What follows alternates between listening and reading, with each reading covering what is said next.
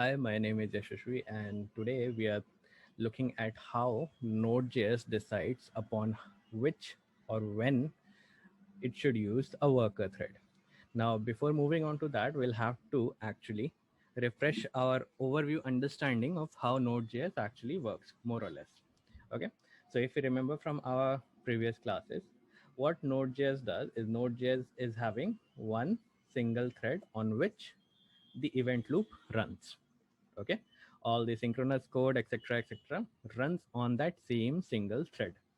Okay, now apart from that, Node.js also has a collection of smaller threads, or we can say secondary threads. We call it a pool of threads or thread pool, in which we have multiple smaller threads, right? So what happens actually is, depending on what kind of code we have written, or depending upon what kind of task is there to be executed, Node.js will either run it on the main thread, or it will run or offload its task to one of the smaller threads. Okay, now this happens depending upon the task that we want to perform. Okay, so anything related to input output, IO operations, or network requests, or database requests, well, which will come under network request itself. But just to give you a basic understanding, anytime Node.js has to wait or has to execute something which depends upon a third dependency, that can be anything like a file, a database, a package, anything. Okay, so anything on which Node.js cannot do on itself has to be offloaded, or it tries to offload it to a smaller thread. Okay, we'll try to see some basic examples of what could be done, and based on that, it should be a bit more clearer. Okay, so if I just have to give in one line answer, I would say all the input output operations, as well as network or database requests, is always going to be offloaded to a worker thread, unless we have written code which does otherwise. Okay, so by default, that is the behavior. Okay, all right. Of course, to in order to handle that in order to handle that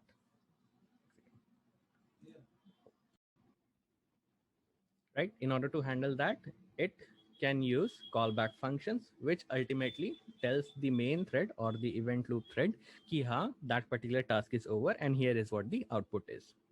Okay, I have some basic functions or basic code snippets already written in order to save time, and this is what we'll try to understand with how Node.js offload its task to smaller threads, or when it executes all the code in its main thread itself. Okay, notice the first example, this one. If we look here, we just have one function abc, in which what we are doing, we are just running a loop. Okay, a for loop for 5 billion times, I guess, right? 5 billion times, right?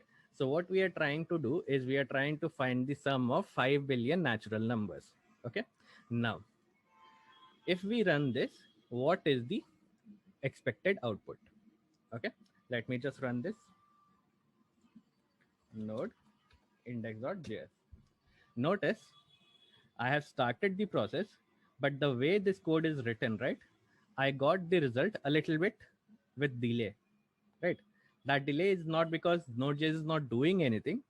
It's just that the way I have written the code, right? The way I have written the code is, after I define the function, I'm calling that function ABC, right? So the control goes over to the function. Here, that particular loop starts executing, and only after that loop is terminated or is finished, then we have the console log sum, for which we get this huge number. Okay, after that is done, the control moves out of this function and then goes to the next line, which is line number 15, and we'll get 10 logged in our console. Now, what happened here? If we try to understand, notice in this code snippet, there were no third party or external dependencies. Let me put it that way, right? Don't confuse third party packages with let's say express.js or axios or something like that. That is not what I mean. What I mean is ki if this particular code requires anything to be as an input or a network request, if that is the case, then only it will offload that particular task to its smaller thread or a thread in thread pool, right? So if we look into here, there is no as such any requirement which Node.js has to keep waiting for. Meaning, Node.js does not actually by default has to send this task or execute this for loop into the different smaller thread, because there is no such as such requirement, because there is no external dependencies. I don't require any file to be open, I don't want any file to be read, I don't want any database to be accessed, right? So all this thing is external dependencies. Now in our code snippet there is nothing as such, right? It's just a simple for loop, that's it. Okay, so what happens? Node.js executes all this entire code, okay, all these highlighted code into its main thread itself. Okay, main thread itself. That is why we get console log sum first and then console log 10 after that, expected. Okay, let me comment this out. Now focus on this particular code snippet. What we are doing here, from the file system package, which comes predefined or pre-installed in Node.js itself, right? Out of that, we are just getting two functions, read file sync and read file. Okay. Now, let me comment this part. Okay. Now, focus on this. What are we doing here? Read file, right? This file is external to Node.js, right? We are Node.js is only aware of index.js at that particular time. Whenever we say node index.js, we are considered with only index.js, and that is what Node is concerned about. However, in our line of code, what we are saying is I want Node to read the file file.txt. Okay, this has a simple textual content in it. Okay, so what are we saying here? We're saying read the file file.txt in this encoding, and when it is done, then console log the data. Okay, that this data is whatever the content of that file is. Okay, and then line number 24 is where we have put in again console log 10. Now if we execute this, okay, notice 10 is coming earlier than this is a dummy file, which is the content of file.txt, right? Why is that? The reason is Node.js itself or the main thread itself shouldn't, or by default does not wait for the file to be read as a whole and then moves on to the next line. That is not the expected behavior here, because remember, read file, this function read file is asynchronous in nature. Okay, so behind the scenes this read file function is actually offloading this task. What task? To read the file and get the entire content into a separate worker thread or smaller thread. From where? The thread pool. Okay, so what main thread here does is it just figures out, okay, this is a task which has to be offloaded to a separate thread. That is what just the plain or the main thread does. It just offloads it to the smaller thread or the worker thread. Okay, that is why the moment this particular function executes read file as a whole, it just offloads its task to whatever it needs to be done, right? And then moves on to the next line, which is line number 24. Okay, so it console log stands there. Okay, then it tries to find out if there any pending task. Yes, there was a pending task, because remember, read file was asynchronous, so the event loop will check whether that particular operation has been completed or not. Okay, if that is completed, the worker thread will notify the main thread and then execute whatever the callback we have given to it. Okay, so this callback is executed by the main thread, okay, or the primary thread, you can say. Okay, so the reading of the file and getting its content was asynchronous and was done by the worker thread. Once that is done, What worker thread did was just give the entire file content to the main thread itself, and then the main thread started executing this callback function, whatever we have given here. Okay. Before that, in that time period itself, since that particular task was being done by the worker thread, main thread was moving ahead and it was logging on 10. That is why we have 10 first, and then we have the dummy file. So I can put in n number of console logs here. Ultimately, all of them will be executed first, and then the final output of this is a dummy file will come. And there we go. Why? Because these operations, right, these functions are synchronous, or they are, these console log is not dependent on any third party or any external dependencies. So Node.js can automatically execute it. Automatically in the sense it doesn't need any worker thread there to be there. Right? Simple. Right? But the moment we say read file sync, okay, the moment we say read file sync function, which stands for read file synchronously, right, the moment we do that, then instead of offloading the task to a separate worker thread, Node.js or the main thread executes or completes this entire operation by itself. Okay, so that means this main thread will not offload this task to a separate worker thread, because we have said ki read this file to be synchronous or read this file synchronously, and do not offload it to a separate thread. This would mean obviously that unless this particular file operation is done, the main thread will not be able to execute anything. Okay.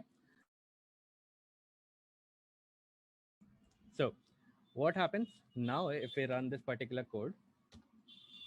We get this is a dummy file first, and then we get the number 10 log, right? Same way, if I put multiple here, every time it will be this is the dummy file first and then the 10, right? Because it is reading synchronously, correct? So this was your synchronous file reading. And the reason it behaves like that, because Node.js has the dependency or external dependency on this file.txt. That is why read file is asynchronous. Or if you prefer to have it synchronously written, then you can simply just say read file sync, right? So this is what your, or this is how Node.js decides which operation has to be executed by what thread, main thread or worker thread. Simple. It's just that the nature of what you have written as the code and what type of operation it is. Okay. Now look at this particular example. Right here, I'm using a simple Axios get function, or basically it's a function which is similar to fetch only, which allows me to just call this particular get request. Okay, get request to this particular URL. Okay, let me just show you the API endpoints and API result first. So if I hit enter now, I will be getting a list of users. Okay, from JSON placeholder, I'll be getting a list of JSON objects, right? In total, we have approximately, I think, 10 users, right? Each of them has their own ID, 9, 8, 7, all in the order, right? So the moment we say get request to /users, I get a response back of JSON array. Simple. If I provide a specific ID, let's say 3, and then I press enter, I would be getting only the object or the user object of ID 3, right? So if we do, let's say 8, I'll be getting the object of user 8. Simple. Now look at the code itself. What we are doing here is we are running a loop. Okay, a loop that means ki it should be ran by the main thread, right? For loop, we just saw that here. Okay, but notice what is inside the for loop. Inside the for loop, I am creating a get request, or I'm just calling the get request to this particular URL. The ID parameter here is just dynamic, which is being calculated by for loop itself. So it will go from 1, 2, 3, 4, 5, 6, 7, 8 up till 10, right? But remember, this is a network request, right? Network request, that means the external dependency. So that is why we get a promise here. Okay. Then when the promise is fulfilled, or when the result is with us or is received by my program itself or application, then what we do, we just create a sample text which says got user with user id response.data.id. Okay, so this is where that id will be. Okay, we don't want we'll not be looking too much into the detail. Response.data is basically this structure, this structure itself. So obviously response.data.id will give me the number 81234 whatever, right? And then I just console log the text. Okay, once that is done, I say console log the value 10 here. Okay, simple 10, or let's say make this 500. Fine. Now if I run this particular code, notice we got 500 first, right? We got 500 first. And notice the order in which the user or the request was fulfilled was random, or it was spontaneous, or it was depending on which came first, sort of, right? So even though the loop will start from 1, right, but the first response we got back from the server is the one which has the user id 3. Okay, so we may have, let's say, what we'll be having 1, 2, 3, 4, 5, 6. As per that, so many URLs will be created, and all of them will get called slightly with a delay, because it will take time for loop to execute anyway. But that delay is negligible, so to say. So I can sort of assume that all the request was sent parallelly at the same time. Okay, so when this was happened, it will be always more or less with a slight delay. Like I said, slight delay. There will be first request sent to this URL, and instantaneously, more or less, there will be a request to user ID 2. Right? The time delay between these two requests is very negligible. However, there is some delay. Okay, that can be 1 millisecond, or can be some point nanosecond or something, but there will be a delay. However, to normal perseverance of our mind, it will be negligible. Okay, so all this request, for example, let's say, was thrown or called at the same time, right? So I have 10 requests now, right? But notice the first response, or the first console log text that we got, was for user id 3, then 8, then 7, then 2, then 10, and the list is as goes on with random stuff. Why? Because every time we were creating a network request, right, Node.js automatically by default offloaded it to a separate thread. Okay, so every time a request was created for user ID with 1, user ID with 2, user ID with 3, so 10 requests, 10 threads. Okay, 10 threads.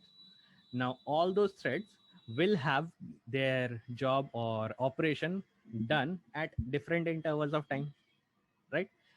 Let's say thread 1 completes its first job, let's say, in 3 seconds, but let's say thread 10 completes its job in 1 second itself. Now this order, or this how much time will it take, it depends upon the server we are trying to query. So it's all upon that particular server key, how fast that server is responding, depending on what type of query parameters we have given. Okay, so there is no guarantee that this order will be exactly the same next time. It can be, the possibility is there, but we cannot never say with guarantee that every time the order will be the same. Let's try. Let's see. We got the user ID 8 first now, and user ID with 3 last, right? So what do we understand from this? Simple, that the whenever, it doesn't matter what, either you're using for loop or while loop or something like that, it doesn't depend on that. Okay, It depends on what type of operation you're trying to achieve. In here, in this for loop, we were just trying to add some numbers, no external dependency. But here we are dependent upon JSON placeholder.typecode.com server. So the more with like the better that particular server responds with less time, my Node.js will execute that particular task with less time, which means Node.js does not have control over this particular request timing, meaning how fast that response will come back to Node.js, right? So we were, our Node.js server is, let's say, here with its own thread pools, right? The moment we say for loop, so for loop executed, it created 10 requests, and all those 10 requests was offloaded to different smaller threads. Okay. Once that is done, then it just moves on to the next line of code. Okay. Remember, next line of code meaning line number 53 here, because this get function returns a promise. So the promise has to be evaluated after it has been fulfilled, right? So Node.js does not wait for it, or JavaScript does not wait for it, and then just moves on to the next line. Okay. So after executing this for loop and generating all those URLs or creating that request, it then moves on to the next line of code, which is line number 53, and logs the number 500. And that is what we get here. Once this is done, meaning all the synchronous code is executed, then it checks back to the request or the threads whether that thread has completed its response or not, or whether that particular thread has completed its task or not. So in our case, loop will keep on running and keep on checking after its first synchronous evaluation. Okay, after console logging this three values, so to say, after that it starts checking out which thread has completed its work. The main thread will ask this particular thread whether that, but have you completed that job, or have you received this particular result. The thread will say no or yes, depending upon that. Main thread will then get the result and then start the console log of text.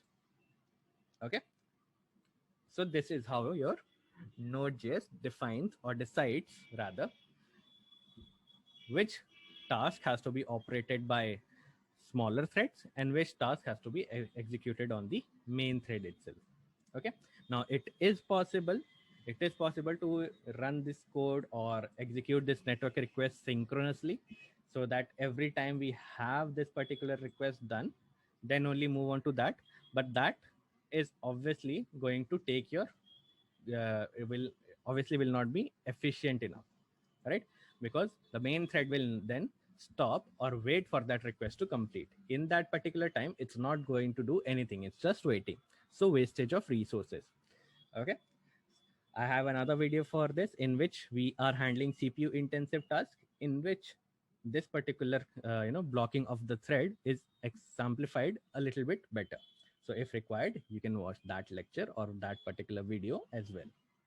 Okay, remember one more thing, that promises, okay, doesn't justify or doesn't just makes everything asynchronous. Okay, promise is just to handle asynchronous operations. Okay, it does not mean that whenever you're creating a promise, it will always create a or always offload to a separate thread. That is not the case. Okay, it will always depend upon the task you have specified. Of course, it will be something in the way that after execution of the first cycle of the event loop, then it checks the promises, of course. But that promises that we have written can be synchronous itself, right? It's just that the event loop will look into it later on. Okay, but that is a little bit too complex, so we'll not go into that. But just to have a basic understanding, deciding upon which thread to be which task to be executed on what thread, it is all depend upon the code you have written as well as the type of operation you are doing. Okay, obviously the same thing will be applicable for database request also, because database request also is a HTTP request only. Cool. Okay, another thing just to clarify, sockets If you are confused about sockets is an entirely different protocol, and it works in a entirely different way. Okay, so it not necessarily these principles does not necessarily just simply translate over to sockets. Okay, all right. So this, I hope this particular code samples and the whatever I have said just now is clear enough. If not, you can contact me at in Slack channel or anywhere. Okay, I'll be happy to clear your doubts.